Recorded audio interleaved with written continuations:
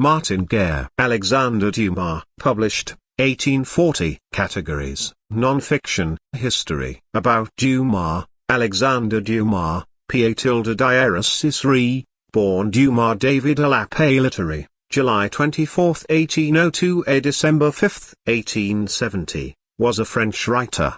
Best known for his numerous historical novels of high adventure which have made him one of the most widely read French authors in the world. Many of his novels, including The Count of Monte Cristo, The Three Musketeers, and The Man in the Iron Mask, were serialized, and he also wrote plays and magazine articles and was a prolific correspondent. Source: Wikipedia. Also available on our channel. Dumas, The Count of Monte Cristo, 1845. The Three Musketeers, 1844. The Man in the Iron Mask, 1850.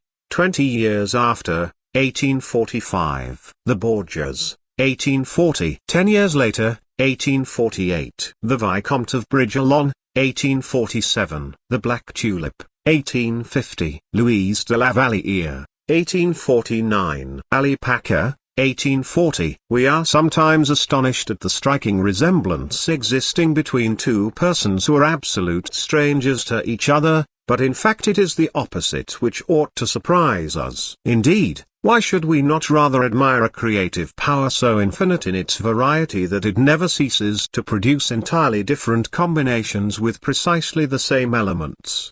The more one considers this prodigious versatility of form, the more overwhelming it appears. To begin with, each nation has its own distinct and characteristic type, separating it from other races of men. Thus there are the English, Spanish, German, or Slavonic types. Again, in each nation we find families distinguished from each other by less general but still well-pronounced features, and lastly, the individuals of each family, differing again in more or less marked gradations. What a multitude of physiognomies! What variety of impression from the innumerable stamps of the human countenance! What millions of models and no copies! Considering this ever-changing spectacle, which ought to inspire us with most astonishment at the perpetual difference of faces or the accidental resemblance of a few individuals, is it impossible that in the whole wide world there should be found by chance two people whose features are cast in one and the same mold? Certainly not.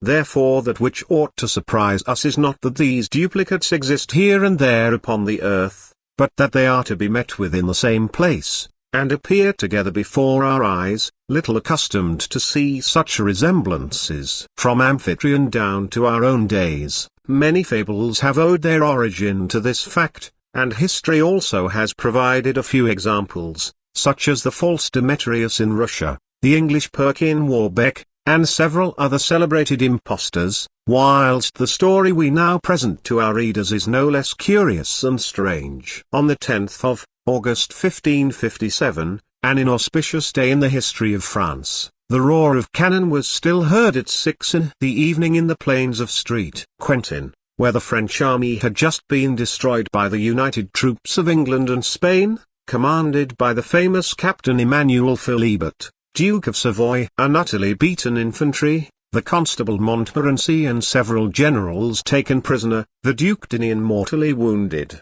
the flower of the nobility cut down like grass.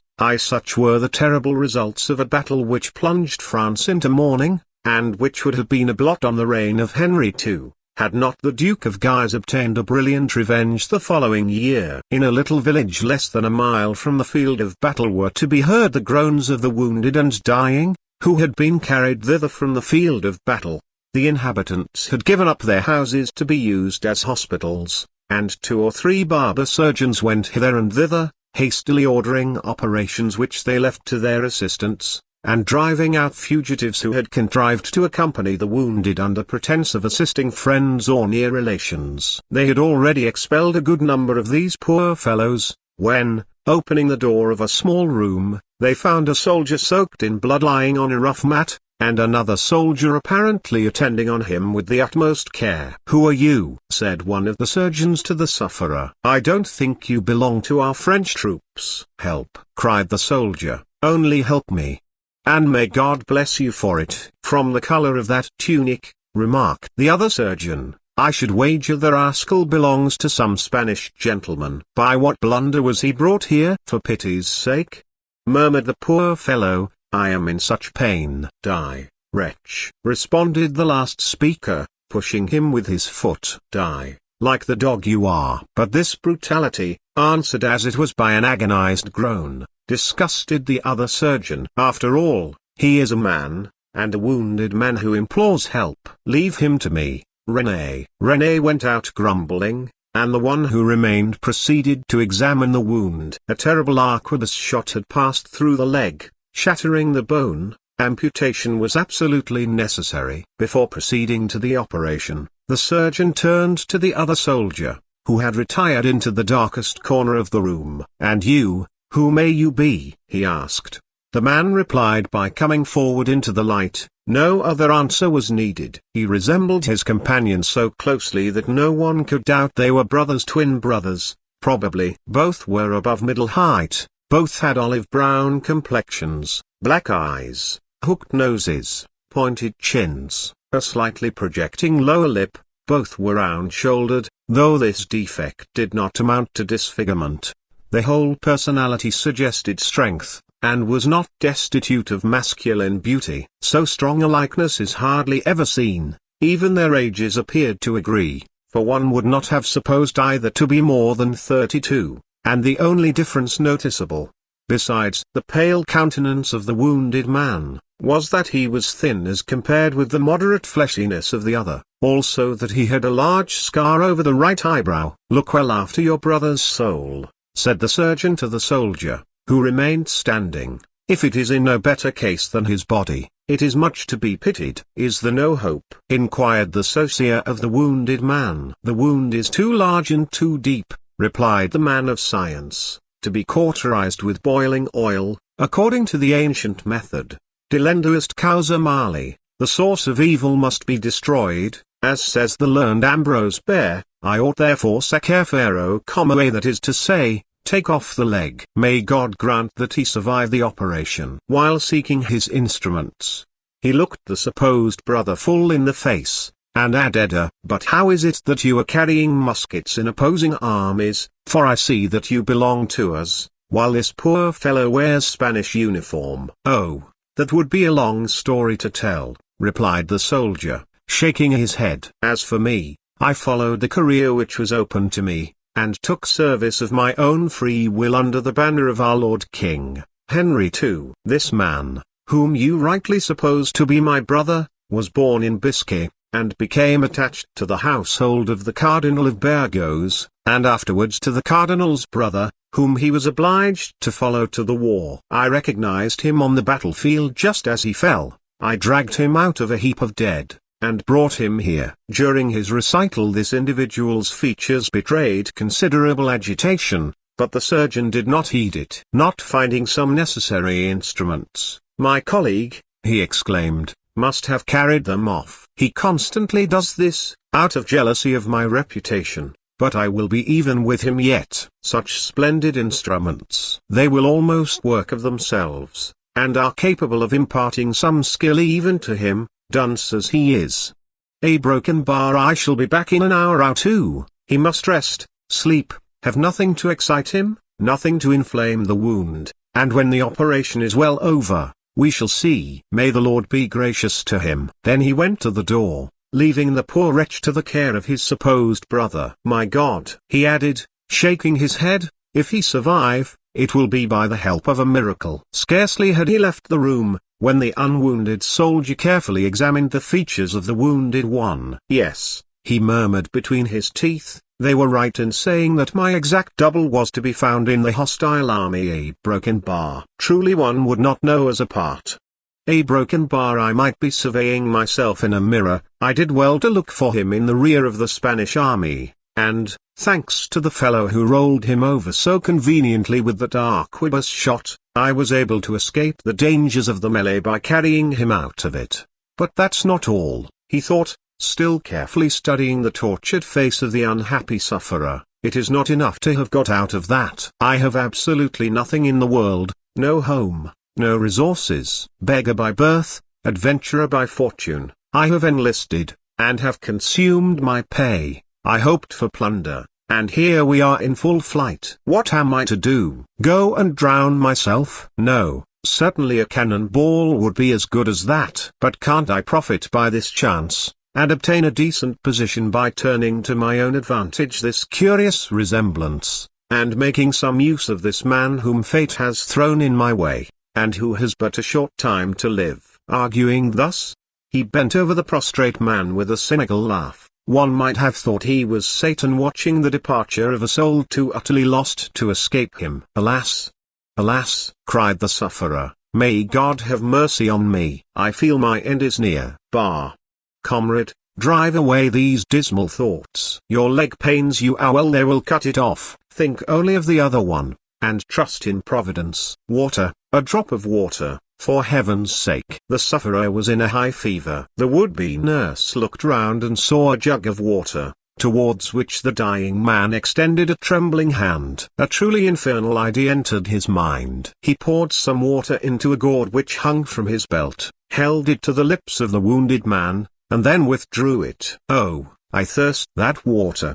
A broken bar, for pity's sake, give me some. Yes, but on one condition: you must tell me your whole history. Yes, a broken bar, but give me water. His tormentor allowed him to swallow a mouthful, then overwhelmed him with questions as to his family, his friends and fortune, and compelled him to answer by keeping before his eyes the water which alone could relieve the fever which devoured him. After this soft and interrupted interrogation, the sufferer sank back exhausted, and almost insensible. But, not yet satisfied, his companion conceived the idea of reviving him with a few drops of brandy, which quickly brought back the fever, and excited his brain sufficiently to enable him to answer fresh questions. The doses of spirit were doubled several times, at the risk of ending the unhappy man's days then and there. Almost delirious, his head feeling as if on fire, his sufferings gave way to a feverish excitement, which took him back to other places and other times. He began to recall the days of his youth and the country where he lived. But his tongue was still fettered by a kind of reserve.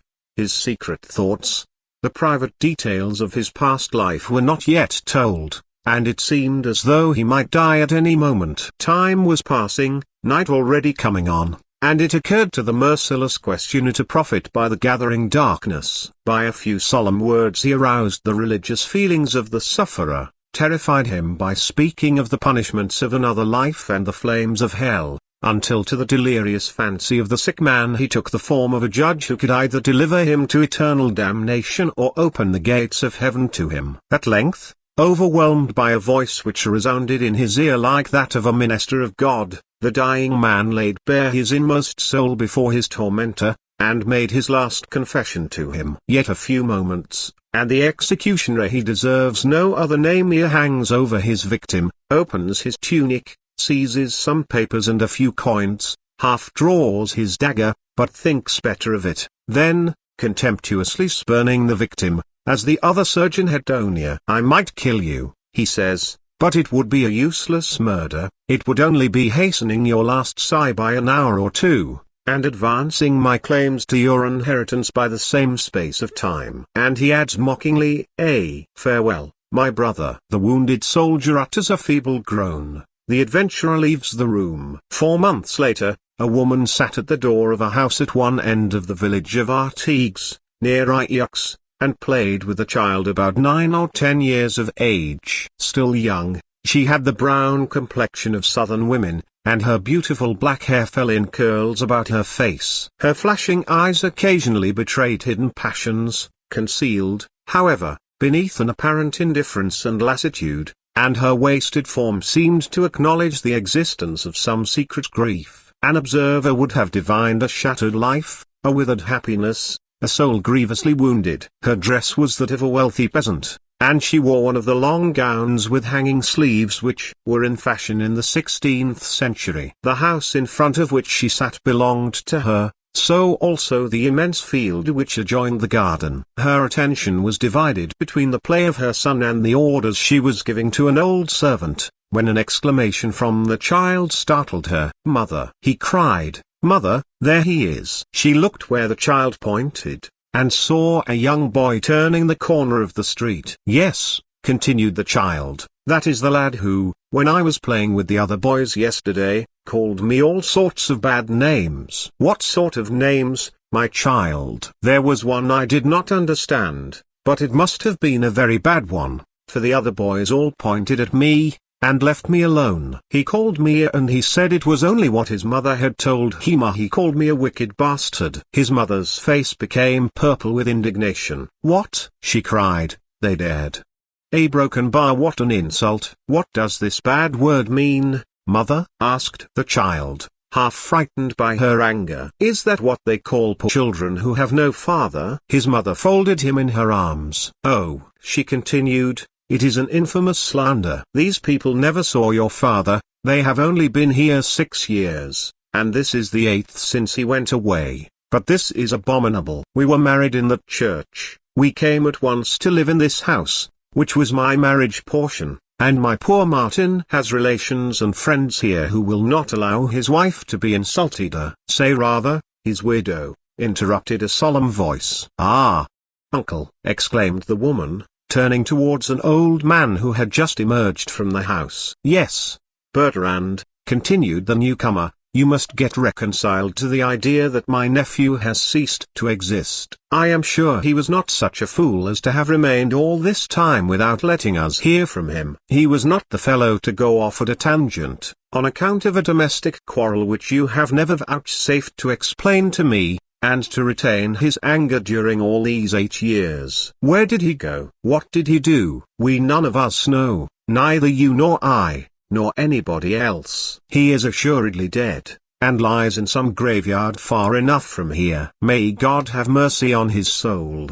Bertrand, weeping, made the sign of the cross, and bowed her head upon her hands. "Goodbye, Sanxi," said the uncle, tapping the child's cheek. Sanxi turned sulkily away. There was certainly nothing specially attractive about the uncle. He belonged to a type which children instinctively dislike: false, crafty, with squinting eyes which continually appeared to contradict his honeyed tongue.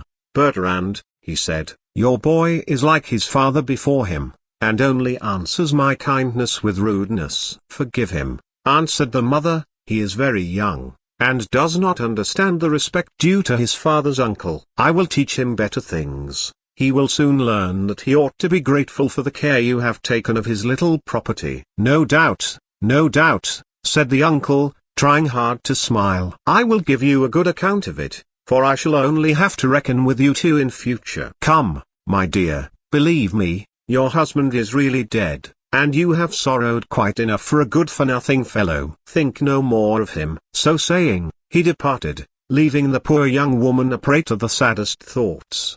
Bertrand de Rolls, naturally gifted with extreme sensibility, on which a careful education had imposed due restraint, had barely completed her 12th year when she was married to Martin Guerre, a boy of about the same age, such precocious unions being then not uncommon, especially in the southern provinces. They were generally settled by considerations of family interest, assisted by the extremely early development habitual to the climate. The young couple lived for a long time as brother and sister, and Bertrand, thus early familiar with the idea of domestic happiness, bestowed her whole affection on the youth whom she had been taught to regard as her life's companion. He was the alpha and omega of her existence. All her love, all her thoughts, were given to him, and when their marriage was at length completed, the birth of a son seemed only another link in the already long existing bond of union. But, as many wise men have remarked, a uniform happiness,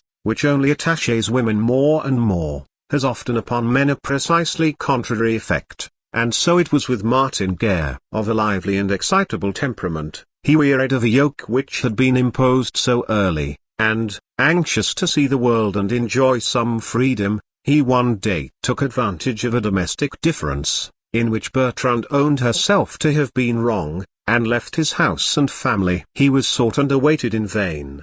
Bertrand spent the first month in vainly expecting his return, then she betook herself to prayer, but heaven appeared deaf to her supplications. The truant returned not. She wished to go in search of him, but the world is wide, and no single trace remained to guide her. What torture for a tender heart! What suffering for a soul thirsting for love! What sleepless nights! What restless vigils! Years passed thus. Her son was growing up, yet not a word reached her from the man she loved so much. She spoke often of him to the uncomprehending child. She sought to discover his features in those of her boy, but though she endeavored to concentrate her whole affection on her son, she realized that there is suffering which maternal love cannot console, and tears which it cannot dry. Consumed by the strength of the sorrow which ever dwelt in her heart, the poor woman was slowly wasting, worn out by the regrets of the past, the vain desires of the present,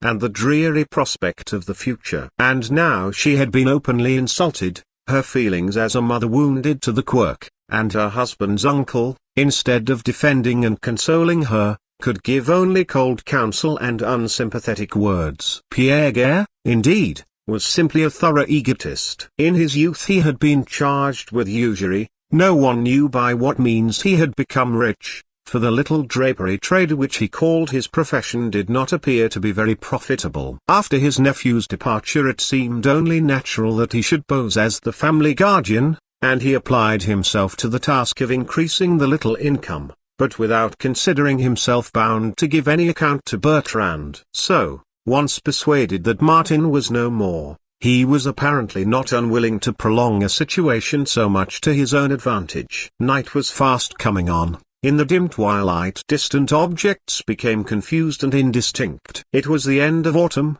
that melancholy season which suggests so many gloomy thoughts and recalls so many blighted hopes. The child had gone into the house. Bertrand, still sitting at the door, resting her forehead on her hand, thought sadly of her uncle's words, recalling in imagination the past scenes which they suggested. The time of their childhood, when, married so young, they were as yet only playmates, prefacing the graver duties of life by innocent pleasures, then of the love which grew with their increasing age, then of how this love became altered, changing on her side into passion, on his into indifference. She tried to recollect him as he had been on the eve of his departure, young and handsome, carrying his head high, coming home from a fatiguing hunt and sitting by his son's cradle. And then also she remembered bitterly the jealous suspicions she had conceived, the anger with which she had allowed them to escape her, the consequent quarrel, followed by the disappearance of her offended husband, and the 8 succeeding years of solitude and mourning. She wept over his desertion, over the desolation of her life, seeing around her only indifferent or selfish people, and caring only to live for her child's sake, who gave her at least a shadowy reflection of the husband she had lost. Lost, yes, lost forever, she said to herself, sighing, and looking again at the fields whence she had so often seen him coming at this same twilight hour, returning to his home for the evening meal. She cast a wondering eye on the distant hills, which showed a black outline against a yet fiery western sky. Then let it fall on a little grove of olive trees planted on the farther side of the brook which skirted her dwelling. Everything was calm. Approaching night brought silence along with darkness. It was exactly what she saw every evening, but to leave which required always an effort. She rose to re-enter the house, when her attention was caught by a movement amongst the trees. For a moment she thought she was mistaken, but the branches again rustled, then parted asunder, and the form of a man appeared on the other side of the brook. Terrified, Bertrand tried to scream, but not a sound escaped her lips. Her voice seemed paralyzed by terror, as in an evil dream. And she almost thought it was a dream, for notwithstanding the dark shadows cast around this indistinct semblance, she seemed to recognize features once dear to her. Had her bitter reveries ended by making her the victim of a hallucination? She thought her brain was giving way, and sank on her knees to pray for help. But the figure remained. It stood motionless, with folded arms, silently gazing at her. Then she thought of witchcraft, of evil demons, and superstitious as everyone was in those days, she kissed a crucifix which hung from her neck, and fell fainting on the ground. With one spring the phantom crossed the brook and stood beside her. "Bertrand," it said in a voice of emotion. She raised her head, uttered a piercing cry, and was clasped in her husband's arms. The whole village became aware of this event that same evening. The neighbors crowded round Bertrand's door, Martin's friends and relations naturally wishing to see him after this miraculous reappearance, while those who had never known him desired no less to gratify their curiosity, so that the hero of the little drama, instead of remaining quietly at home with his wife, was obliged to exhibit himself publicly in a neighboring barn. His 4 sisters burst through the crowd and fell on his neck weeping. His uncle examined him doubtfully at first, then extended his arms. Everybody recognized him, beginning with the old servant Marguerite, who had been with the young couple ever since their wedding day. People observed only that a riper age had strengthened his features, and given more character to his countenance and more development to his powerful figure, also that he had a scar over the right eyebrow, and that he limped slightly. These were the marks of wounds he had received, he said, which now no longer troubled him. He appeared anxious to return to his wife and child, but the crowd insisted on hearing the story of his adventures during his voluntary absence, and he was obliged to satisfy them. 8 years ago, he said,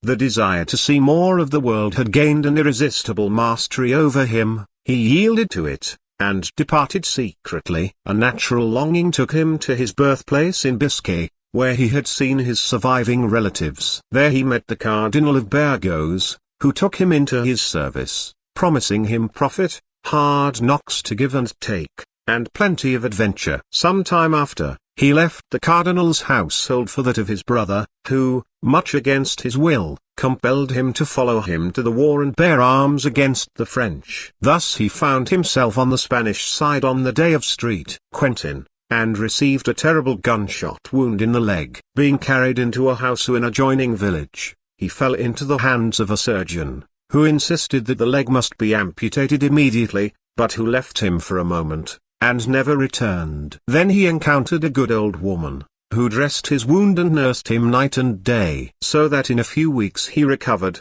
and was able to set out for Artigues, too thankful to return to his house and land, still more to his wife and child, and fully resolved never to leave them again. Having ended his story, he shook hands with his still wondering neighbors, addressing by name some who had been very young when he left, and who, hearing their names, came forward now as grown men, hardly recognizable, but much pleased at being remembered. He returned his sister's caresses, begged his uncle's forgiveness for the trouble he had given in his boyhood, recalling with mirth the various corrections received. He mentioned also an Augustinian monk who had taught him to read, and another reverend father, a Capuchin, whose irregular conduct had caused much scandal in the neighborhood. In short, notwithstanding his prolonged absence, he seemed to have a perfect recollection of places, persons, and things. The good people overwhelmed him with congratulations,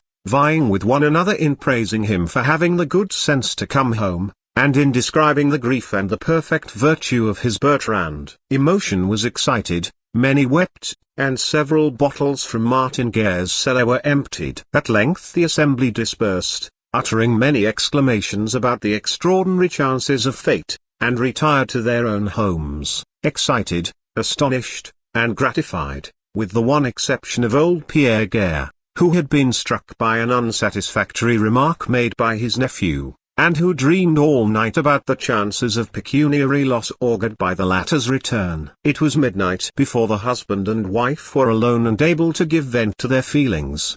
Bertrand still felt half stupefied. She could not believe her own eyes and ears, nor realize that she saw again in her marriage chamber her husband of 8 years ago, him for whom she had wept, whose death she had deplored only a few hours previously. In the sudden shock caused by so much joy succeeding so much grief, she had not been able to express what she felt, her confused ideas were difficult to explain, and she seemed deprived of the powers of speech and reflection. When she became calmer and more capable of analyzing her feelings, she was astonished not to feel towards her husband the same affection which had moved her so strongly a few hours before. It was certainly himself, those were the same features, that was the man to whom she had willingly given her hand, her heart, herself, and yet now that she saw him again a cold barrier of shyness, of modesty, seemed to have risen between them. His first kiss, even, had not made her happy.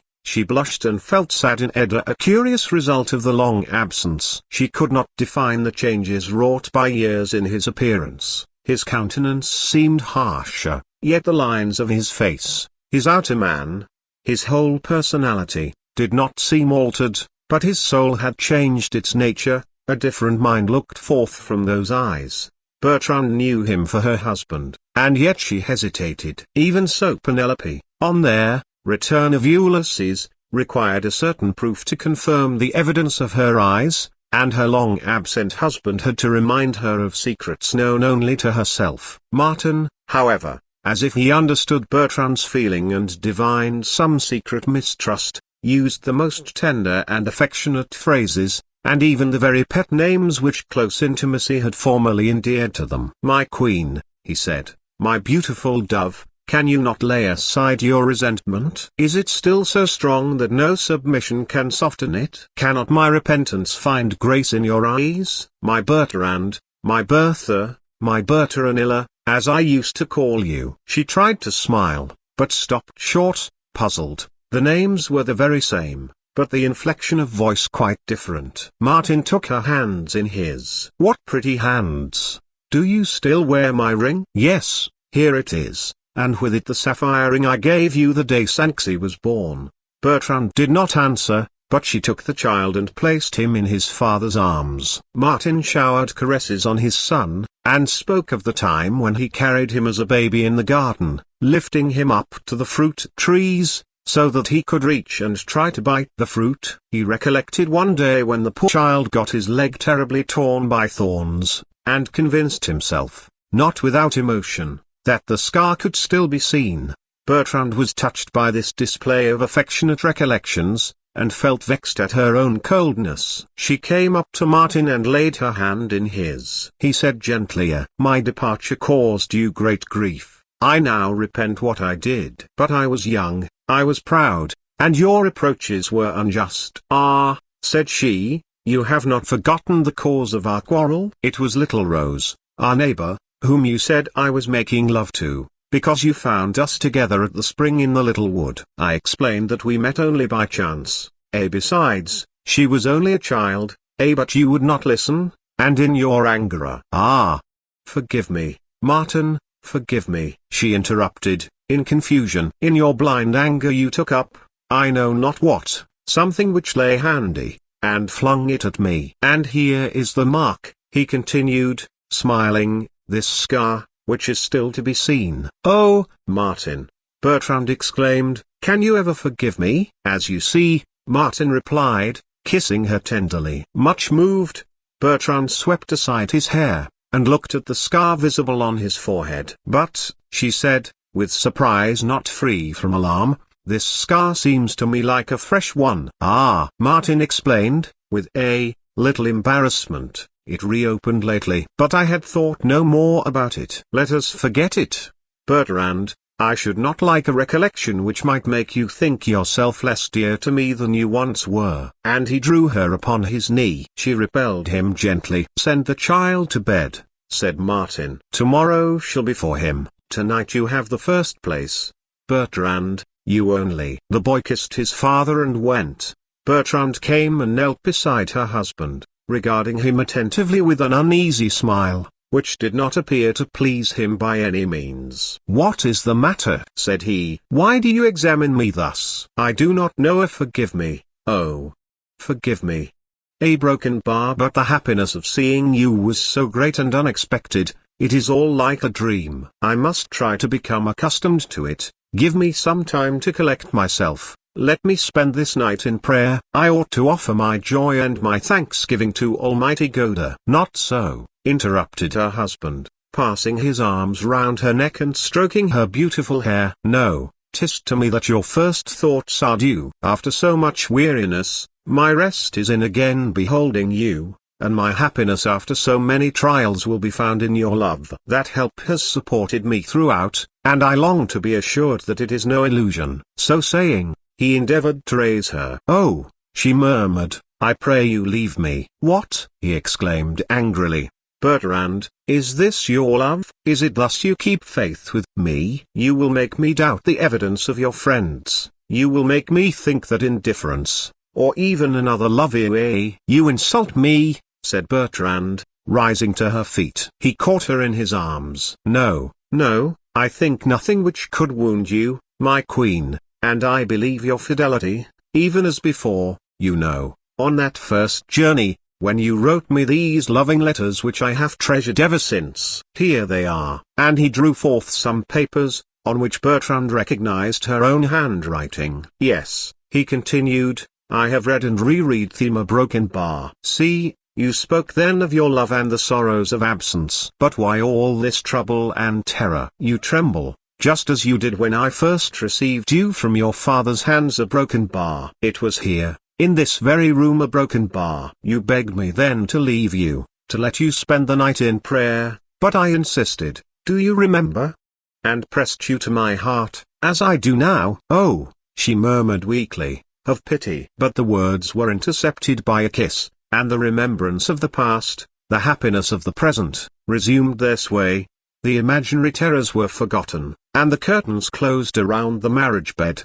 The next day was a festival in the village of Artigues. Martin returned the visits of all who had come to welcome him the previous night, and there were endless recognitions and embracings. The young men remembered that he had played with them when they were little, the old men, that they had been at his wedding when he was only 12. The women remembered having envied Bertrand, especially the pretty Rose, daughter of Marcel, the apothecary, she who had roused the demon of jealousy in the poor wife's heart. And Rose knew quite well that the jealousy was not without some cause, for Martin had indeed shown her attention, and she was unable to see him again without emotion. She was now the wife of a rich peasant, ugly, old, and jealous, and she compared, sighing, her unhappy lot with that of her more fortunate neighbor. Martin's sisters detained him amongst them, and spoke of their childish games and of their parents, both dead in Biscay. Martin dried the tears which flowed at these recollections of the past,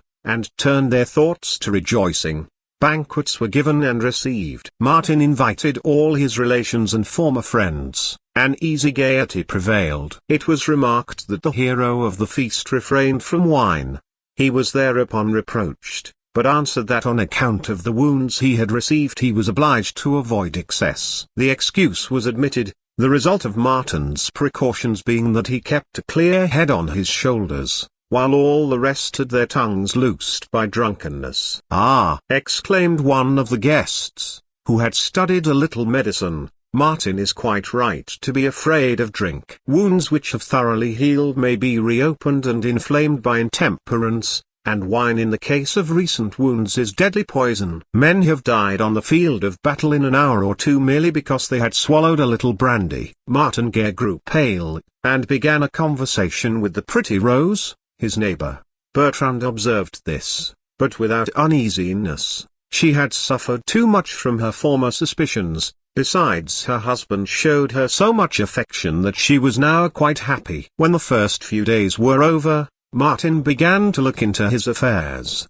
His property had suffered by his long absence, and he was obliged to go to Biscay to claim his little estate there, the law having already laid hands upon it. It was several months before, by dint of making judicious sacrifices, he could regain possession of the house and fields which had belonged to his father. This at last accomplished, he returned to Artigues, in order to resume the management of his wife's property, and with this end in view, about 11 months after his return, he paid a visit to his uncle Pierre. Pierre was expecting him. He was extremely polite, desired Martin to sit down, overwhelmed him with compliments, knitting his brows as he discovered that his nephew decidedly meant business. Martin broke silence. "Uncle," he said, "I come to thank you for the care you have taken of my wife's property. She could never have managed it alone. You have received the income in the family interest. As a good guardian,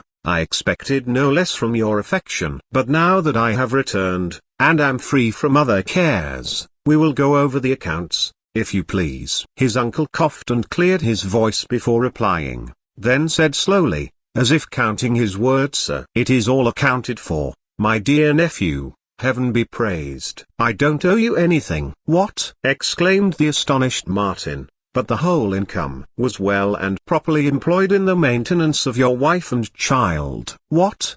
1,000 livres for that?" "And Bertrand lived alone, so quietly and simply." "Nonsense. It is impossible." "Any surplus," resumed the old man, quite unmoved, "any surplus went to pay the expenses of seed time and harvest." "What?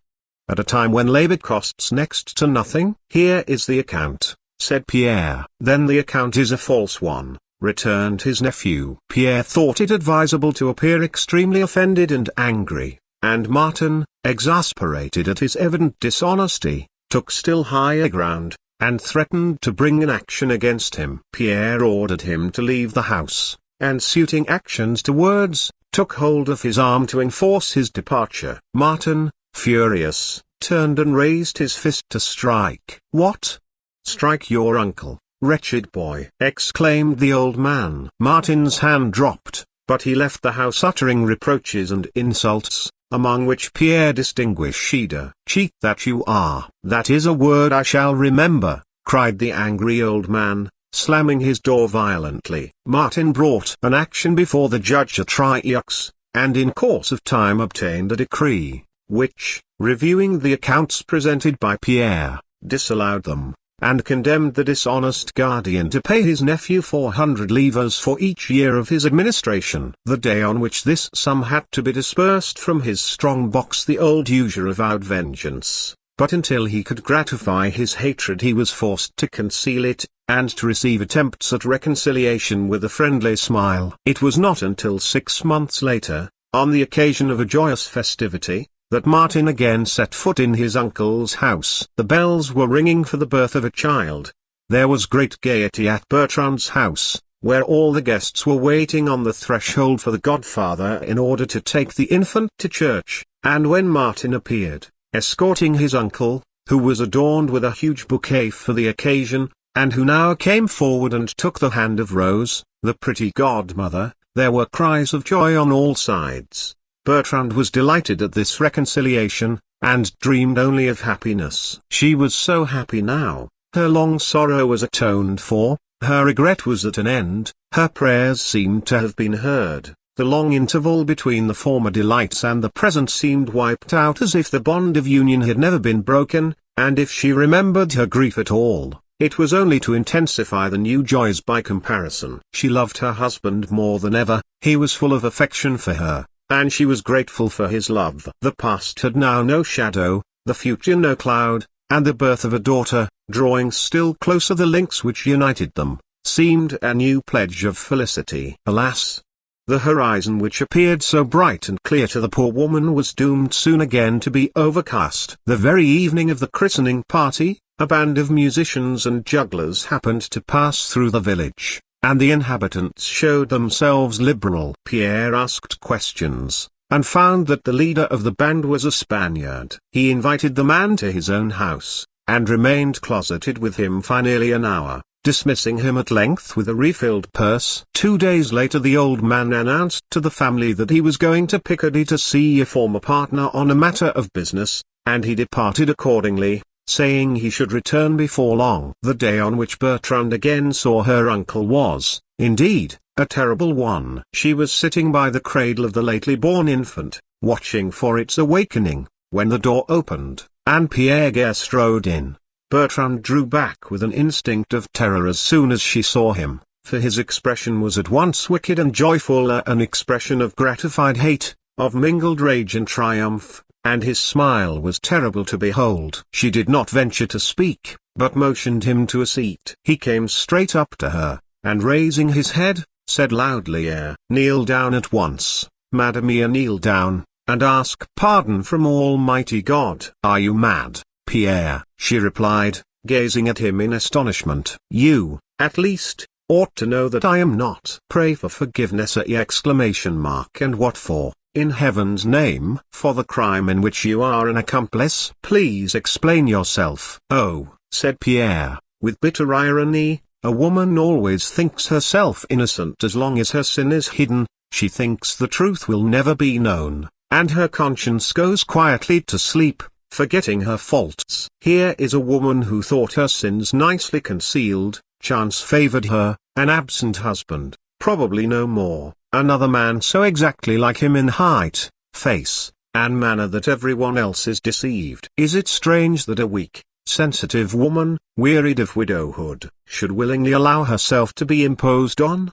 Bertrand listened without understanding. She tried to interrupt, but Pierre went on. Now it was easy to accept this stranger without having to blush for it, easy to give him the name and the rights of a husband. She could even appear faithful while really guilty, she could seem constant, though really fickle, and she could, under a veil of mystery, at once reconcile her honor, her duty, perhaps even her love. "What on earth do you mean?" cried Bertrand, wringing her hands in terror. "That you are countenancing an impostor who is not your husband." Feeling as if the ground were passing from beneath her, Bertrand staggered, and caught at the nearest piece of furniture to save herself from falling. Then, collecting all her strength to meet this extraordinary attack, she faced the old man. "What?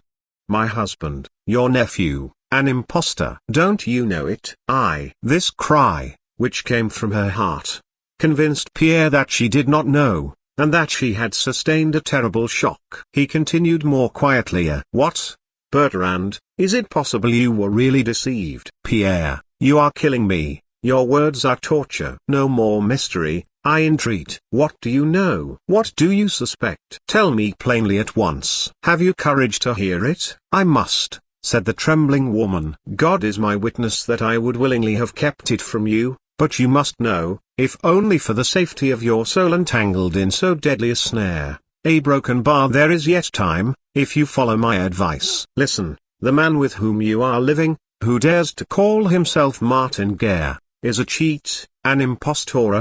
How dare you say so?" "Because I have discovered it." "Yes, I had always a vague suspicion, an uneasy feeling, and in spite of the marvelous resemblance I could never feel as if he were really my sister's child. The day he raised his hand to strike me, yes, that day I condemned him utterly. A broken bar. Chance has justified me." A wandering Spaniard, an old soldier, who spent a night in the village here, was also present at the Battle of Street Quentin, and saw Martin Guerre receive a terrible gunshot wound in the leg. After the battle, being wounded, he betook himself to the neighboring village, and distinctly heard a surgeon in the next room say that a wounded man must have his leg amputated, and would very likely not survive the operation. The door opened, he saw the sufferer, and knew him for Martin Guerre. So much the Spaniard told me. Acting on this information, I went on pretense of business to the village he named. I questioned the inhabitants, and this is what I learned." "Well," said Bertrand, pale, and gasping with emotion. "I learned that the wounded man had his leg taken off, and, as the surgeon predicted, he must have died in a few hours, for he was never seen again." Bertrand remained a few moments as if annihilated by this appalling revelation, then, endeavoring to repel the horrible thought, "No," she cried, "no, it is impossible. It is a lie intended to ruin him, to ruin us all." "What? You do not believe me?" "No, never, never." "Say rather you pretend to disbelieve me. The truth has pierced your heart, but you wish to deny it. Think, however, of the danger to your immortal soul." "Silence, wretched man. A broken bar? No. God would not send me so terrible a trial. What proof can you show of the truth of your words?" "The witnesses I have mentioned." "Nothing more?" "No, not as yet." "Fine proofs indeed." "The story of a vagabond who flattered your hatred in hope of a reward, the gossip of a distant village, the recollections of 10 years back, and finally, your own word, the word of a man who seeks only revenge, the word of a man who swore to make Martin pay dearly for the results of his own avarice, a man of furious passions such as yours." "No, Pierre, no, I do not believe you, and I never will." "Other people may perhaps be less incredulous, and if I accuse him publicly, then I shall contradict you publicly." And coming quickly forward, her eyes shining with virtuous anger, "Leave this house, go," she said. "It is you yourself who are the impostor. Go." "I shall yet know how to convince everyone, and will make you acknowledge it," cried the furious old man. He went out, and Bertrand sank exhausted into a chair. All the strength which had supported her against Pierre vanished as soon as she was alone, and in spite of her resistance to suspicion, the terrible light of doubt penetrated her heart, and extinguished the pure torch of trustfulness which had guided her hitherto. A doubt, alas, which attacked at once her honor and her love, for she loved with all a woman's tender affection. Just as actual poison gradually penetrates and circulates through the whole system, corrupting the blood and affecting the very sources of life until it causes the destruction of the whole body, so does that mental poison, suspicion, extend its ravages in the soul which has received it.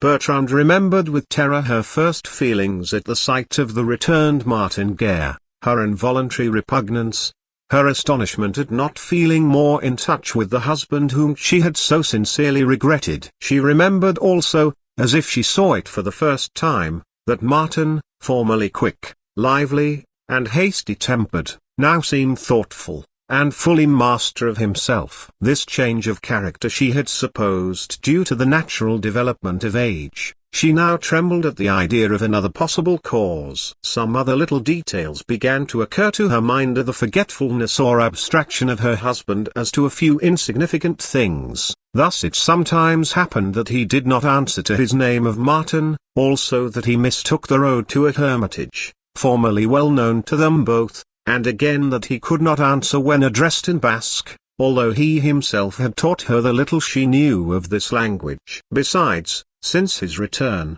he would never write in her presence. Did he fear that she would notice some difference? She had paid little or no attention to these trifles. Now, pieced together, they assumed an alarming importance. An appalling terror seized Bertrand. Was she to remain in this uncertainty, or should she seek an explanation which might prove her destruction? And how discover the truth? By questioning the guilty man, by noting his confusion, his change of color, by forcing a confession from him. But she had lived with him for 2 years, he was the father of her child, she could not ruin him without ruining herself, and, an explanation once sought, she could neither punish him and escape disgrace, nor pardon him without sharing his guilt. To reproach him with his conduct and then keep silence would destroy her peace forever. To cause a scandal by denouncing him would bring dishonor upon herself and her child. Night found her involved in these hideous perplexities, too weak to surmount them. An icy chill came over her,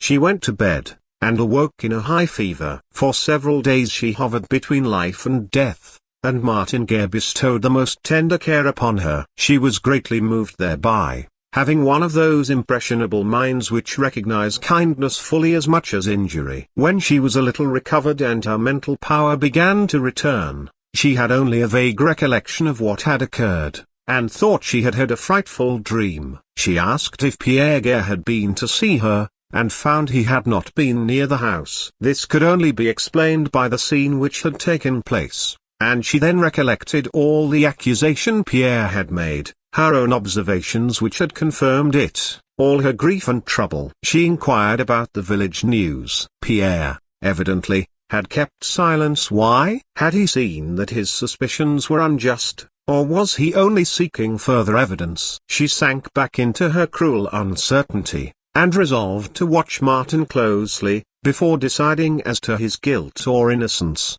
How was she to suppose that God had created two faces so exactly alike, two beings precisely similar, and then sent them together into the world, and on the same track, merely to compass the ruin of an unhappy woman? A terrible idea took possession of her mind, an idea not uncommon in an age of superstition, namely, that the enemy himself could assume human form, and could borrow the semblance of a dead man in order to capture another soul for his infernal kingdom. Acting on this idea, she hastened to the church, paid for masses to be said, and prayed fervently. She expected every day to see the demon forsake the body he had animated, but her vows, offerings, and prayers had no result. But heaven sent her an idea which she wondered had not occurred to her sooner. If the tempter, she said to herself, has taken the form of my beloved husband, his power being supreme for evil, the resemblance would be exact, and no difference, however slight, would exist. If, however, it is only another man who resembles him, God must have made them with some slight distinguishing marks. She then remembered, what she had not thought of before, having been quite unsuspicious before her uncle's accusation, and nearly out of her mind between mental and bodily suffering since. She remembered that on her husband's left shoulder, almost on the neck, there used to be one of those small, almost imperceptible, but ineffaceable birthmarks. Martin wore his hair very long. It was difficult to see if the mark were there or not. One night, while he slept, Bertrand cut away a lock of hair from the place where this sign ought to be. It was not there. Convinced at length of the deception, Bertrand suffered inexpressible anguish. This man whom she had loved and respected for 2 whole years, whom she had taken to her heart as a husband, bitterly mourned for her. This man was a cheat, an infamous impostor, and she, all unknowing, was yet a guilty woman. Her child was illegitimate, and the curse of heaven was due to this sacrilegious union. To complete the misfortune, she was already expecting another infant. She would have killed herself, but her religion and the love of her children forbade it. Kneeling before her child's cradle, she entreated pardon from the father of the one for the father of the other. She would not bring herself to proclaim aloud their infamy. "Oh," she said, "thou whom I loved, thou who art no more, thou knowest no guilty thought ever entered my mind. When I saw this man, I thought I beheld thee. When I was happy, I thought I owed it to thee. It was thee whom I loved in him. Surely thou dost not desire that by a public avowal I should bring shame and disgrace on these children and on myself." She rose calm and strengthened. It seemed as if a heavenly inspiration had marked out her duty. To suffer in silence, such was the course she adopted, a life of sacrifice and self-denial which she offered to God as an expiation for her involuntary sin. But who can understand the workings of the human heart? This man whom she ought to have loathed, this man who had made her an innocent partner in his crime, this unmasked impostor whom she should have beheld only with disgust, she loved him. The force of habit, the ascendancy he had obtained over her, the love he had shown her, 1,000 sympathies felt in her inmost heart, all these had so much influence, that, instead of accusing and cursing him, she sought to excuse him on the plea of a passion to which, doubtless, he had yielded when usurping the name and place of another. She feared punishment for him yet more than disgrace for herself, and though resolved to no longer allow him the rights purchased by crime, she yet trembled at the idea of losing his love. It was this above all which decided her to keep eternal silence about her discovery. One single word which proved that his imposture was known would raise an insurmountable barrier between them. To conceal her trouble entirely was, however, beyond her power. Her eyes frequently showed traces of her secret tears. Martin several times asked the cause of her sorrow. She tried to smile and excuse herself, only immediately sinking back into her gloomy thoughts. Martin thought it mere caprice. He observed her loss of color, her hollow cheeks, and concluded that age was impairing her beauty, and became less attentive to her.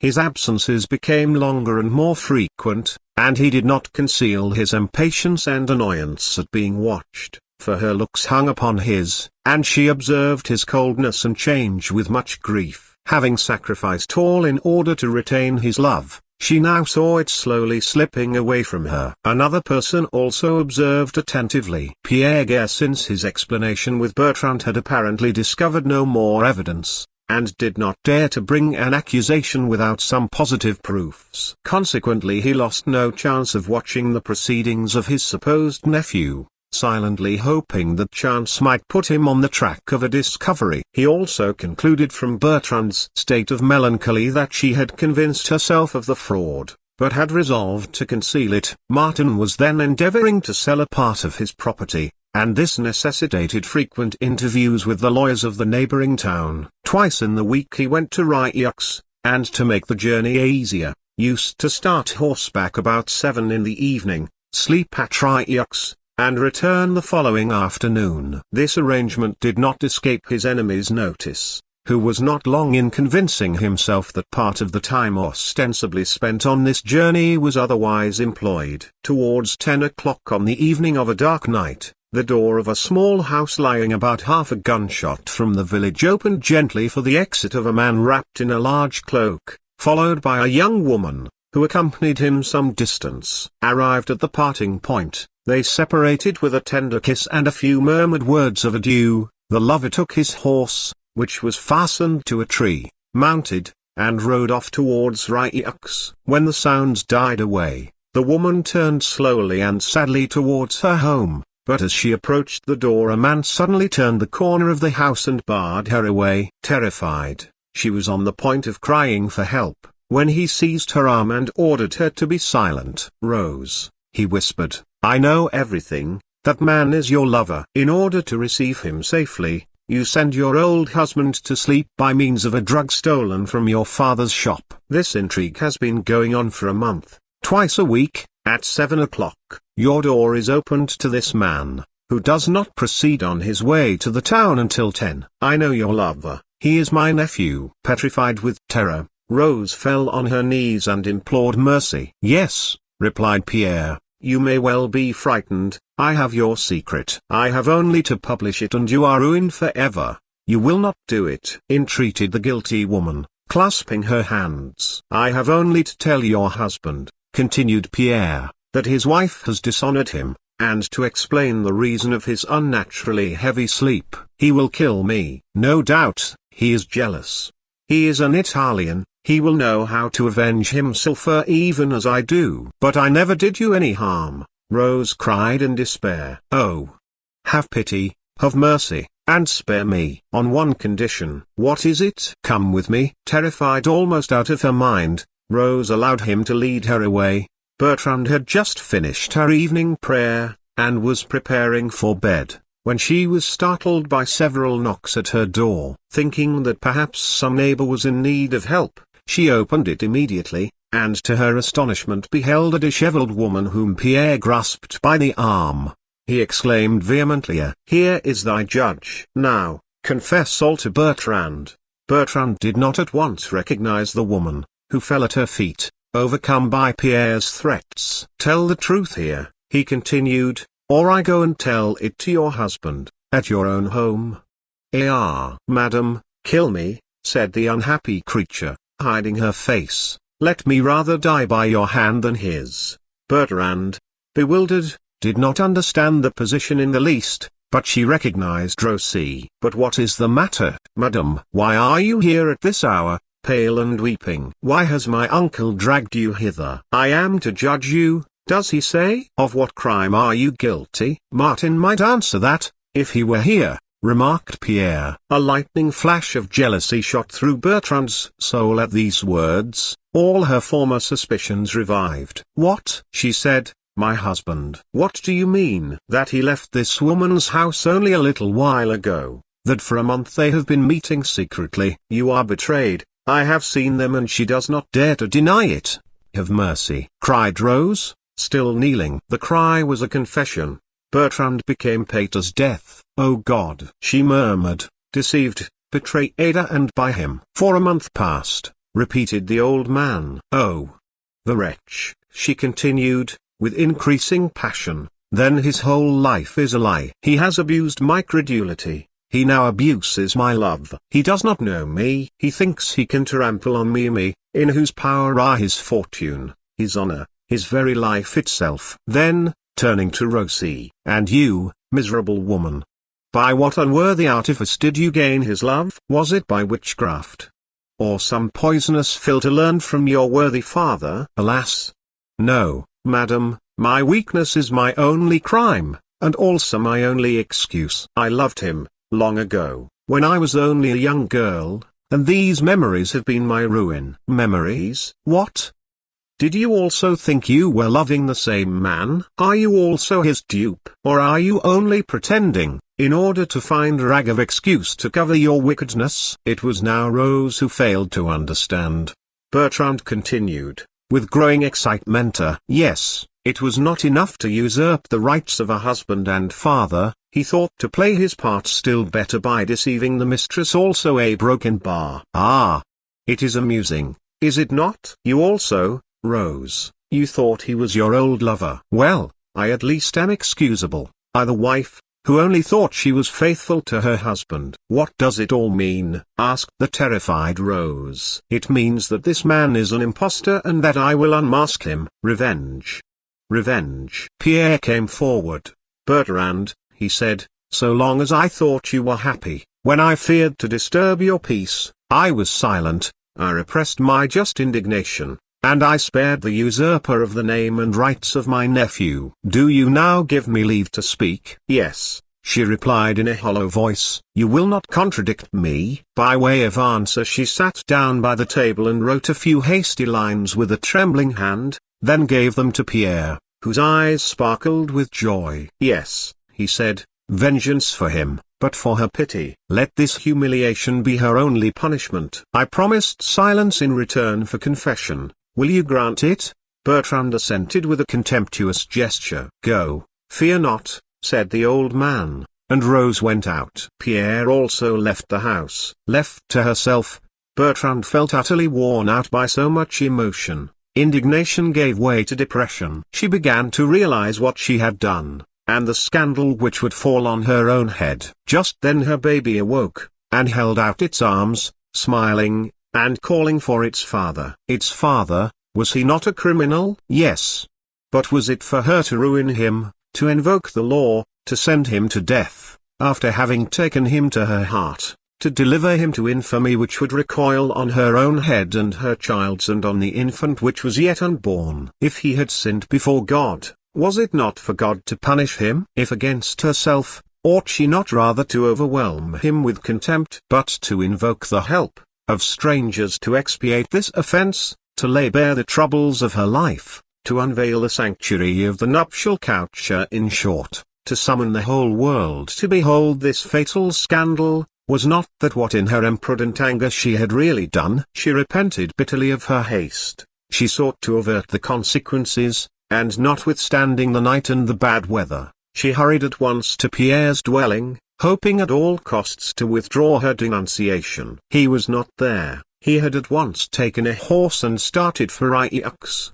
Her accusation was already on its way to the magistrates. At break of day the house where Martin Guerre lodged when at Aix was surrounded by soldiers. He came forward with confidence and inquired what was wanted. On hearing the accusation, he changed color slightly, then collected himself, and made no resistance. When he came before the judge, Bertrand's petition was read to him, declaring him to be an impostor, who falsely, audaciously, and treacherously had deceived her by taking the name and assuming the person of Martin Guerre, and demanding that he should be required to entreat pardon from God, the king, and herself. The prisoner listened calmly to the charge, and met it courageously, only evincing profound surprise at such a step being taken by a wife who had lived with him for 2 years since his return, and who only now thought of disputing the rights he had so long enjoyed. As he was ignorant both of Bertrand's suspicions and their confirmation,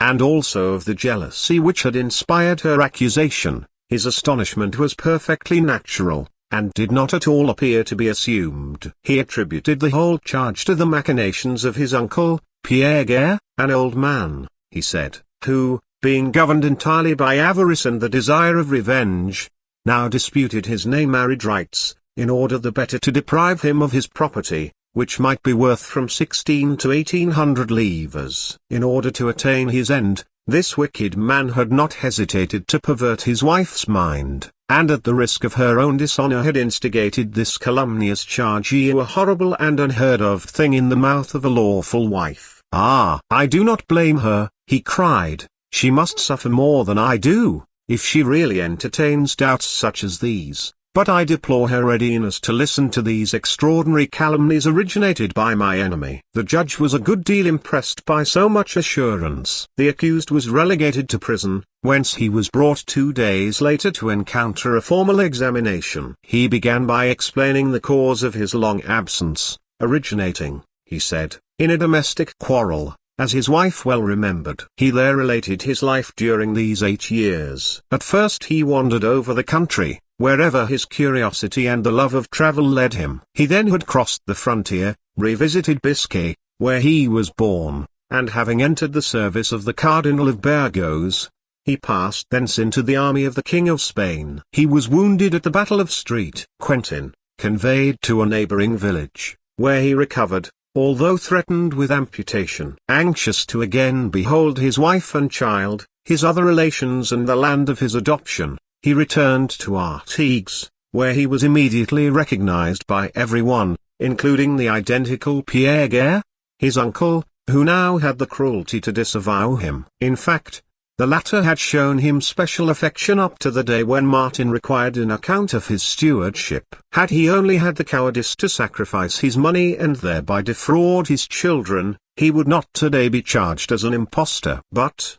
continued Martin, I resisted, and a violent quarrel ensued, in which anger perhaps carried me too far. Pierre Guerre, cunning and revengeful, has waited in silence. He has taken his time and his measures to organize this plot, hoping thereby to obtain his ends, to bring justice to the help of his avarice, and to acquire the spoils he coveted, and revenge for his defeat, by means of a sentence obtained from the scruples of the judges. Besides these explanations, which did not appear wanting in probability, Martin vehemently protested his innocence, demanding that his wife should be confronted with him, and declaring that in his presence she would not sustain the charge of personation brought against him, and that her mind not being animated by the blind hatred which dominated his persecutor, the truth would undoubtedly prevail. He now, in his turn, demanded that the judge should acknowledge his innocence, and prove it by condemning his calumniators to the punishment invoked against himself,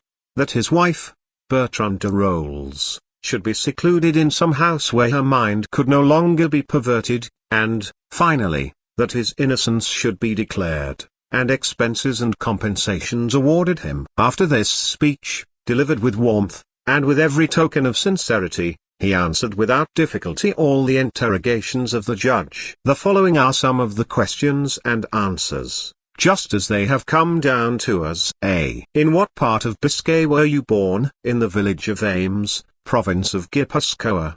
What were the names of your parents? Antonio Guerre and Marie Toreada. Are they still living? My father died June 15, 1530. My mother survived him 3 years and 12 days. Have you any brothers and sisters? I had one brother, who only lived 3 months. My 4 sisters, Inez, Dorothea, Marietta, and Petrina, all came to live at Artigues when I did. They are there still, and they all recognized me. What is the date of your marriage? January 10, 1539. Who were present at the ceremony? My father-in-law, my mother-in-law, my uncle, my 2 sisters, Maître Marcel and his daughter Rose, a neighbor called Claude Perrin, who got drunk at the wedding feast, also Giraud, the poet, who composed verses in our honor. Who was the priest who married you? The old cure, Pascal Guerin, whom I did not find alive when I returned. What special circumstances occurred on the wedding day? At midnight exactly,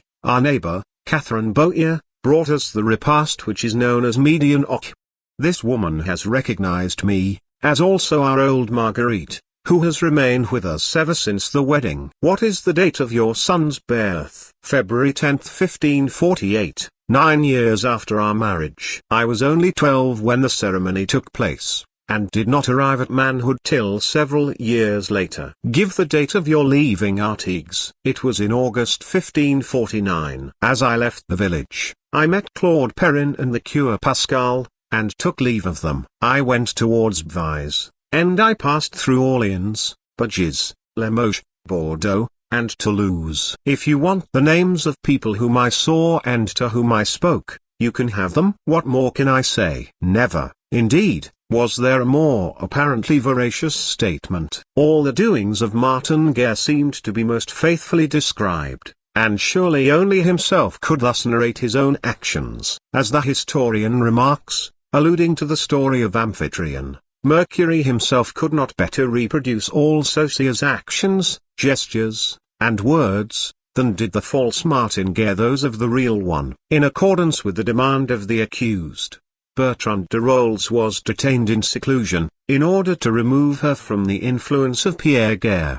The latter, however, did not waste time, and during the month spent in examining the witnesses cited by Martin, His diligent enemy, guided by some vague traces, departed on a journey, from which he did not return alone. All the witnesses bore out the statement of the accused. The latter heard this in prison, and rejoiced, hoping for a speedy release. Before long he was again brought before the judge, who told him that his deposition had been confirmed by all the witnesses examined. "Do you know of no others?" continued the magistrate. "Have you no relatives except those you have mentioned?" "I have no others," answered the prisoner. "Then what do you say to this man?" said the judge, opening a door. An old man issued forth, who fell on the prisoner's neck, exclaiming, "My nephew!" Martin trembled in every limb, but only for a moment. Promptly recovering himself, and gazing calmly at the newcomer, he asked coolly, "And who may you be?" "What?" said the old man. "Do you not know me? Dare you deny me?" "Am me, your mother's brother, Carbon Barrel, the old soldier." "Me, who dandled you on my knee in your infancy." "Me, who taught you later to carry a musket." "Me, who met you during the war at an inn in Picardy, when you fled secretly." "Since then I have sought you everywhere, I have spoken of you, and described your face and person, until a worthy inhabitant of this country offered to bring me hither, where indeed I did not expect to find my sister's son imprisoned and fettered as a malefactor." "What is his crime, may it please your honor?" "You shall hear," replied the magistrate. "Then you identify the prisoner as your nephew?" "You affirm his name to be Arnold Duthil, also called Banset, after his father, Jacques Panzer. His mother was Threes Bar, my sister, and he was born in the village of Sagiers." "What have you to say?" demanded the judge, turning to the accused. "Three things," replied the latter, unabashed. "This man is either mad, or he has been suborned to tell lies, or he is simply mistaken." The old man was struck dumb with astonishment. But his supposed nephew's start of terror had not been lost upon the judge, also much impressed by the straightforward frankness of Carbon Barrel. He caused fresh investigations to be made, and other inhabitants of Sagiers were summoned to Ryux, who one and all agreed in identifying the accused as the same Arnold Duthil who had been born and had grown up under their very eyes. Several deposed that as he grew up he had taken to evil courses, and become an adept in theft and lying, not fearing even to take the sacred name of God in vain, in order to cover the untruth of his daring assertions. From such testimony the judge naturally concluded that Arnold Duthil was quite capable of carrying on an imposture, and that the impudence which he displayed was natural to his character. Moreover, he noted that the prisoner, who averred that he was born in Biscay, knew only a few words of the Basque language, and used these quite wrongly. He heard later another witness who deposed that the original Martin Guerre was a good wrestler and skilled in the art of fence, whereas the prisoner, having wished to try what he could do,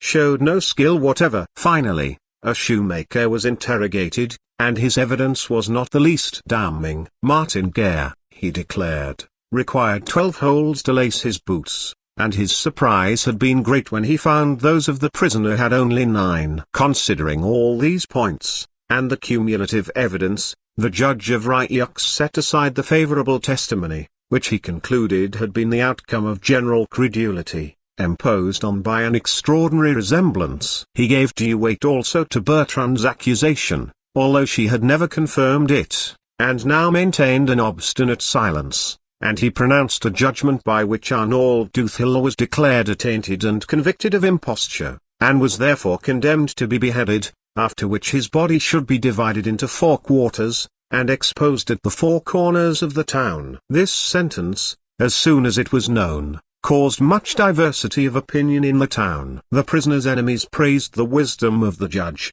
and those less prejudiced condemned his decision, as such conflicting testimony left room for doubt. Besides, it was thought that the possession of property and the future of the children required much consideration, also that the most absolute certainty was demanded before annulling a past of 2 whole years, untroubled by any counterclaim whatever. The condemned man appealed from this sentence to the Parliament of Toulouse. This court decided that the case required more careful consideration than had yet been given to it, and began by ordering Arnauld Duthil to be confronted with Pierre Guerre and Bertrand de Rolls. Who can say what feelings animate a man who, already once condemned, finds himself subjected to a second trial? The torture scarcely ended begins again, and hope, though reduced to a shadow, regains her sway over his imagination, which clings to her skirts, as it were, with desperation. The exhausting efforts must be recommenced.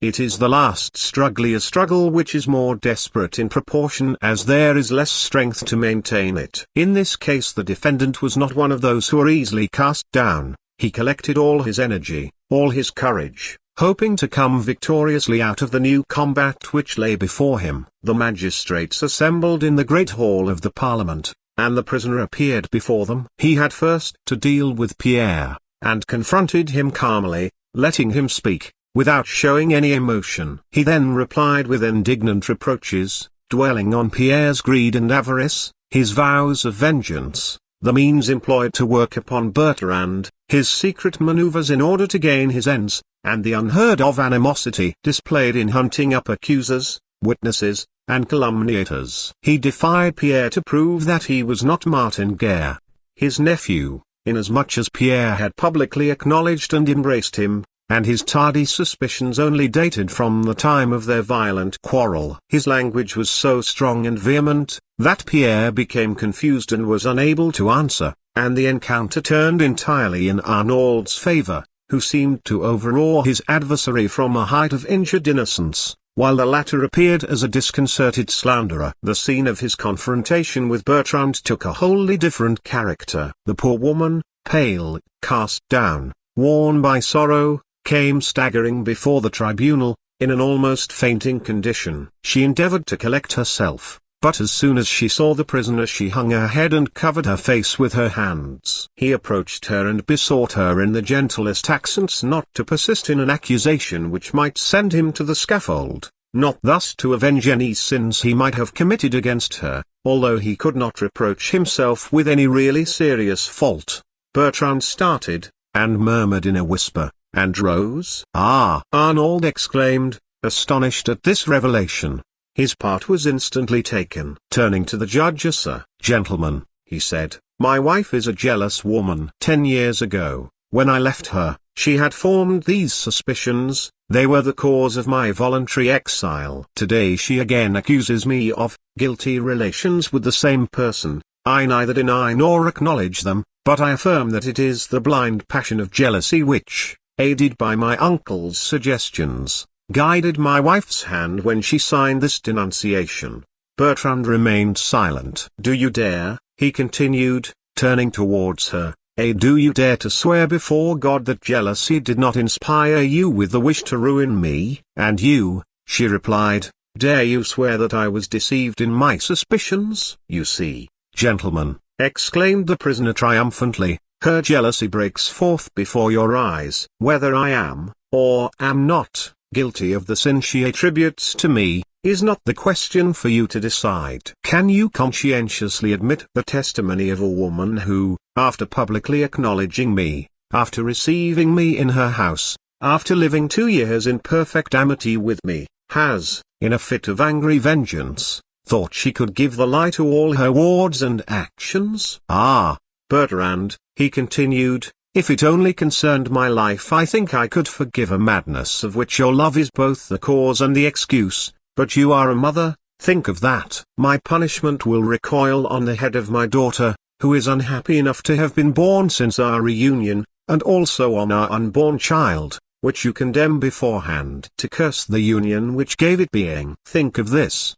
Bertrand, you will have to answer before God for what you are now doing." The unhappy woman fell on her knees, weeping. "I adjure you," he continued solemnly, "you, my wife, Bertrand de Rolls, to swear now, here, on the crucifix, that I am an impostor and a cheat." A crucifix was placed before Bertrand. She made a sign as if to push it away, endeavored to speak, and feebly exclaimed, "No," then fell to the ground, and was carried out insensible. This scene considerably shook the opinion of the magistrates. They could not believe that an impostor, whatever he might be, would have sufficient daring and presence of mind thus to turn into mockery all that was most sacred. They set a new inquiry on foot, which, instead of producing enlightenment, only plunged them into still greater obscurity. Out of 30 witnesses heard, more than 3/4 agreed in identifying as Martin Guerre the men who claimed his name. Never was greater perplexity caused by more extraordinary appearances. The remarkable resemblance upset all reasoning.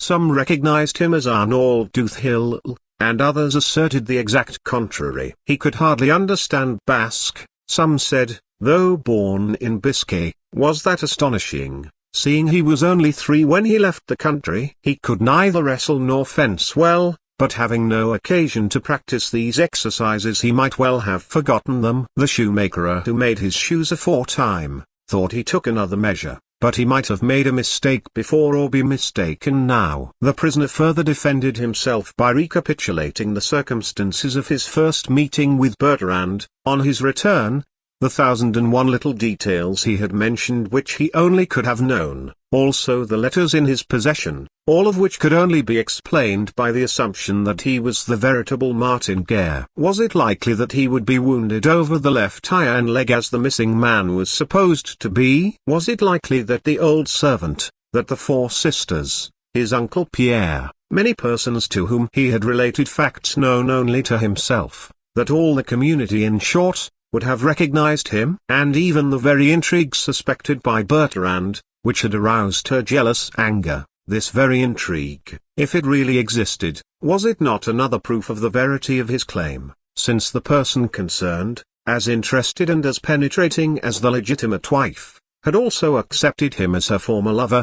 Surely here was a mass of evidence sufficient to cast light on the case. Imagine an impostor arriving for the first time in a place where all the inhabitants are unknown to him, and attempting to personate a man who had dwelt there, who would have connections of all kinds, who would have played his part in 1,000 different scenes, who would have confided his secrets, his opinions, to relations, friends, acquaintances, to all sorts of people, who had also a wife here, that is to say, a person under whose eyes nearly his whole life would be passed, a person would study him perpetually, with whom he would be continually conversing on every sort of subject. Could such an impostor sustain his impersonation for a single day, without his memory playing him false? From the physical and moral impossibility of playing such a part, was it not reasonable to conclude that the accused, who had maintained it for more than 2 years, was the true Martin Guerre? There seemed, in fact, to be nothing which could account for such an attempt being successfully made unless recourse was had to an accusation of sorcery. The idea of handing him over to the ecclesiastical authorities was briefly discussed, but proofs were necessary, and the judges hesitated. It is a principle of justice, which has become a precept in law, that in cases of uncertainty the accused has the benefit of the doubt, but at the period of which we are writing, these truths were far from being acknowledged. Guilt was presumed rather than innocence, and torture, instituted to force confession from those who could not otherwise be convicted, is only explicable by supposing the judges convinced of the actual guilt of the accused, for no one would have thought of subjecting a possibly innocent person to this suffering. However, notwithstanding this prejudice, which has been handed down to us by some organs of the public ministry always disposed to assume the guilt of a suspected person, notwithstanding this prejudice, the judges in this case neither ventured to condemn Martin Guerre themselves as an impostor, nor to demand the intervention of the Church. In this conflict of contrary testimony, which seemed to reveal the truth only to immediately obscure it again, in this chaos of arguments and conjectures which showed flashes of light only to extinguish them in greater darkness, consideration for the family prevailed. The sincerity of Bertrand, the future of the children, seemed reasons for proceeding with extreme caution, and this once admitted, could only yield to conclusive evidence. Consequently the Parliament adjourned the case, matters remaining in statu quo, pending a more exhaustive inquiry. Meanwhile, the accused, for whom several relations and friends gave surety, was allowed to be at liberty at Artigues, though remaining under careful surveillance. Bertrand therefore again saw him an inmate of the house, as if no doubts had ever been cast on the legitimacy of their union. What thoughts passed through her mind during the long tete-a-tete apostrophe? She had accused this man of imposture, and now, notwithstanding her secret conviction, she was obliged to appear as if she had no suspicion, as if she had been mistaken, to humiliate herself before the impostor, and ask forgiveness for the insanity of her conduct, for, having publicly renounced her accusation by refusing to swear to it, she had no alternative left. In order to sustain her part and to save the honor of her children, she must treat this man as her husband and appear submissive and repentant. She must show him entire confidence, as the only means of rehabilitating him and lulling the vigilance of justice. What the widow of Martin Guerre must have suffered in this life of effort was a secret between God and herself, but she looked at her little daughter,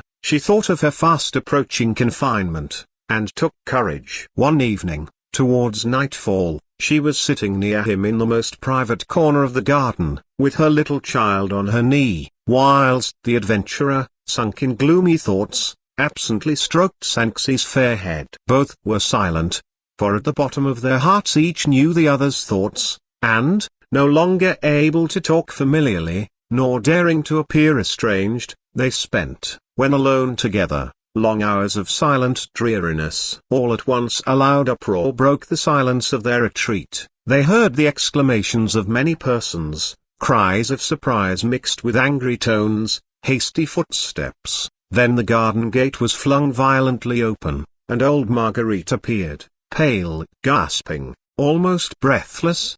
Bertrand hastened towards her in astonishment, followed by her husband, but when near enough to speak she could only answer with inarticulate sounds, pointing with terror to the courtyard of the house. They looked in this direction, and saw a man standing at the threshold. They approached him. He stepped forward, as if to place himself between them.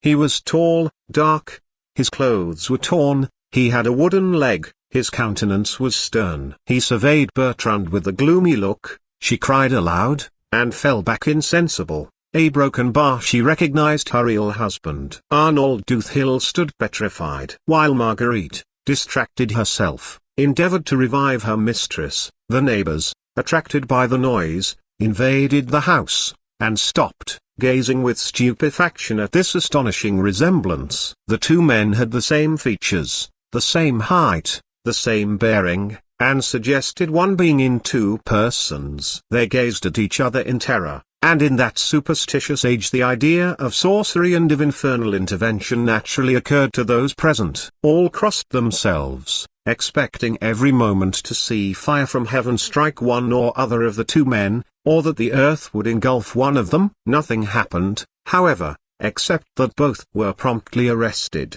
in order that the strange mystery might be cleared up.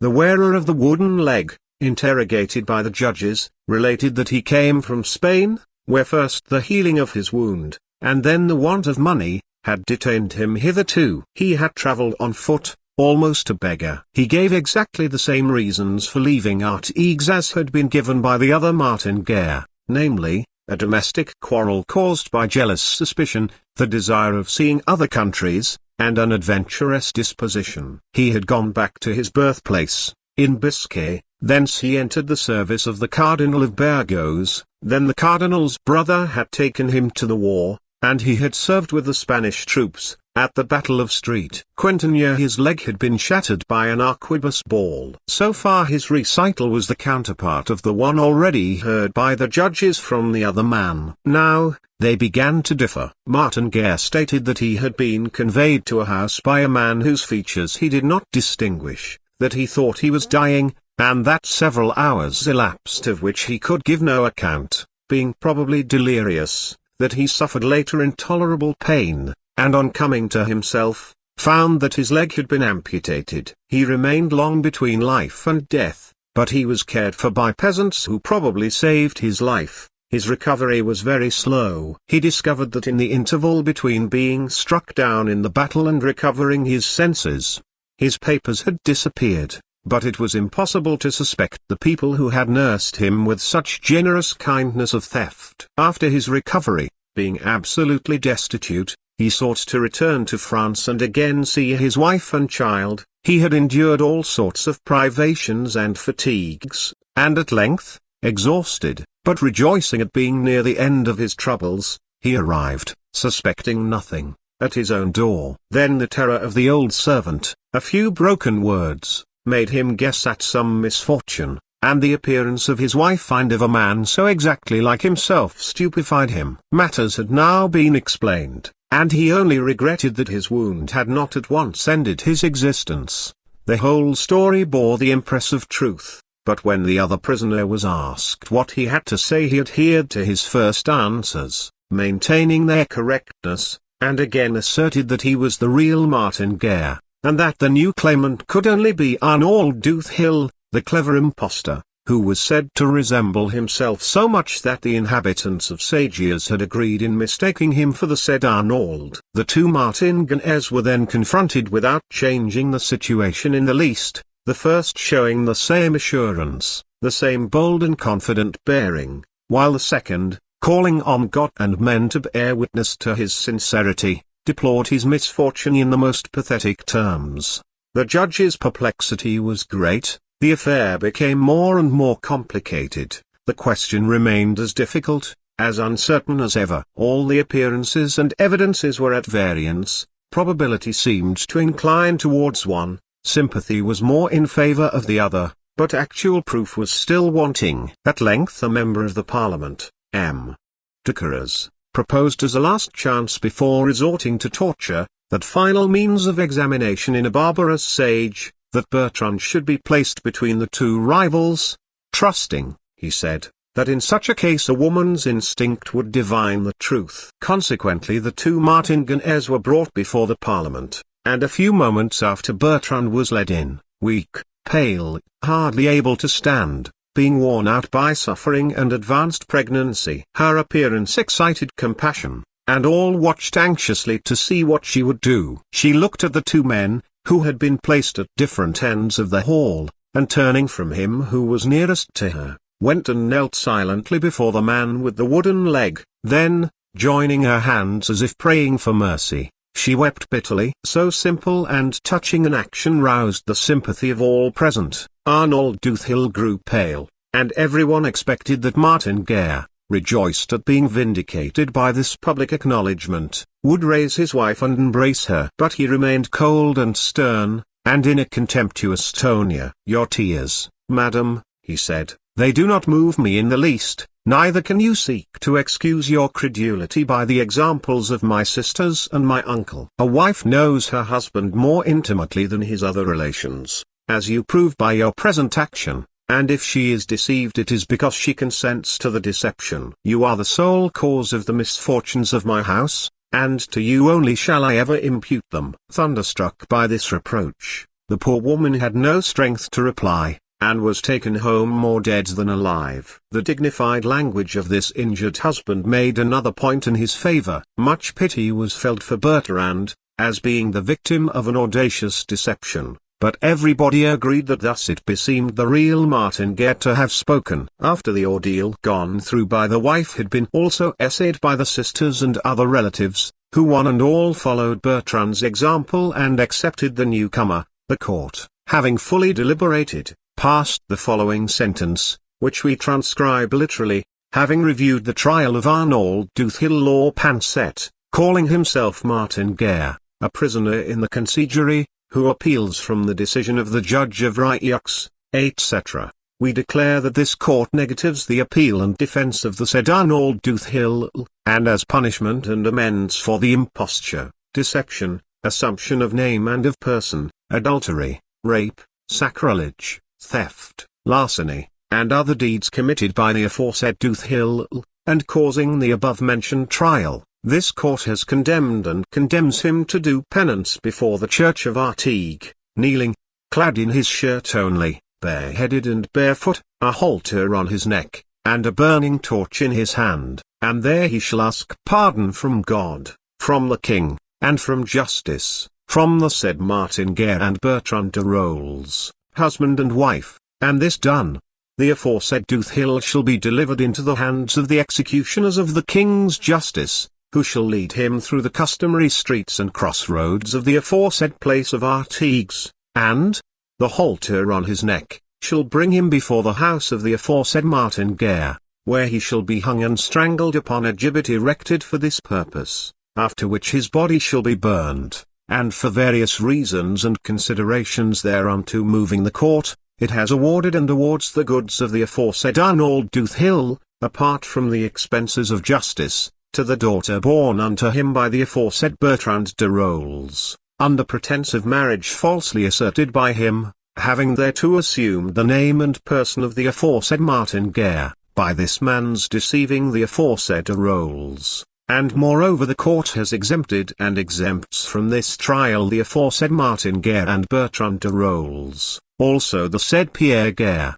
uncle of the aforesaid Martin, and has remitted and remits the aforesaid Arnold Hill to the aforesaid Judge of Rioux, in order that the present sentence may be executed according to its form and tenor, pronounced judicially this 12th day of September 1560. This sentence substituted the gallows for the decapitation decreed by the first judge, inasmuch as the latter punishment was reserved for criminals of noble birth, while hanging was inflicted on meaner persons. When once his fate was decided, Arnold Hill lost all his audacity. Sent back to Artigues, he was interrogated in prison by the Judge of Rioux, and confessed his imposture at great length. He said the idea first occurred to him when, having returned from the camp in Picardy, he was addressed as Martin Guerre by several intimate friends of the latter. He then inquired as to the sort of life, the habits and relations of this man, and having contrived to be near him,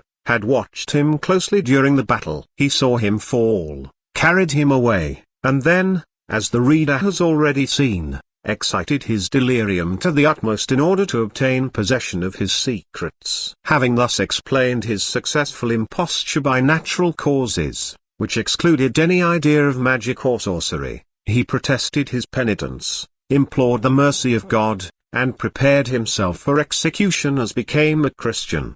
The next day, while the populace, collecting from the whole neighborhood, had assembled before the parish church of Artigues in order to behold the penance of the criminal, who, barefoot, attired in a shirt, and holding a lighted torch in his hand, knelt at the entrance of the church, another scene, no less painful, took place in the house of Martin Guerre. Exhausted by her suffering, which had caused a premature confinement, Bertrand lay on her couch of pain, and besought pardon from him whom she had innocently wronged, entreating him also to pray for her soul. Martin Guerre, sitting at her bedside, extended his hand and blessed her. She took his hand and held it to her lips. She could no longer speak. All at once a loud noise was heard outside. The guilty man had just been executed in front of the house. When finally attached to the gallows, he uttered a terrible cry, which was answered by another from inside the house. The same evening, while the body of the malefactor was being consumed by fire, the remains of a mother and child were laid to rest in consecrated ground.